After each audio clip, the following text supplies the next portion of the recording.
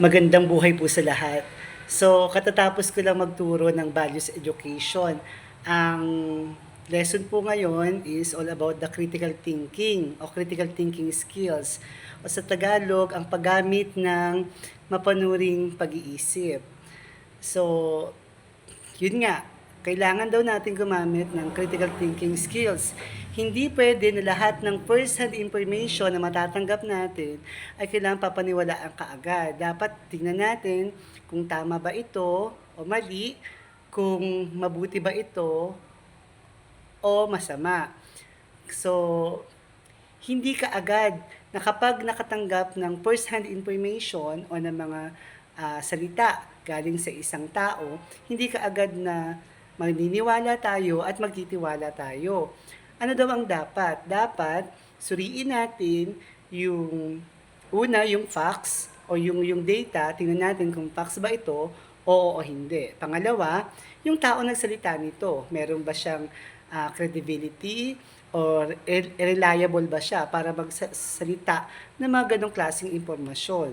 Example tayo, may nagsalita no, si Madriaga, sabi ni Madriaga na doon sa Congress na si Sara Duterte daw ay nagnakaw ng bilyon-bilyon na pera gamit ang intelligence fund, confidential fund at ang pera sa DepEd. Kapag naniwala naman kaagad, ano mangyayari? No? Sa isang bahagi naman, meron naman nagsalita, si Atty. Baligod kasama ang 18 na ex-marine. Ang sabi naman nila, kaya daw nawala ang pera para sa flood control project ay dahil daw po binigay ito, no, kasabwat si BBM, kasabwat ang mga senador ay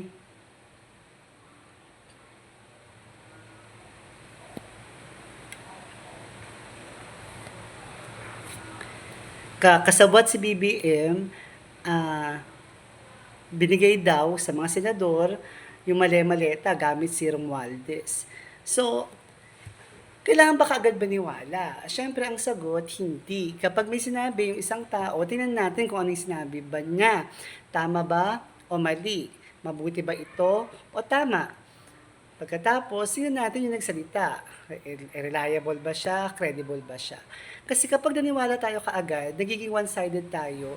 At minsan lumalabas kaagad yung emosyon natin, nagagalit tayo, nakakapagsalita tayo ng mga mali sa isang tao at nakakasakit tayo ng damdamin o nakakapanakit tayo sa physical man.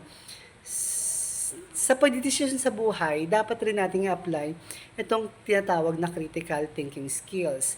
Maging mapanuri tayo kasi ang pagiging mapanuri ay hindi lang dapat inaaral, kundi isinasabuhay o pinapractice everyday. Yun lamang po, maraming salamat at magandang gabi sa lahat. God bless you!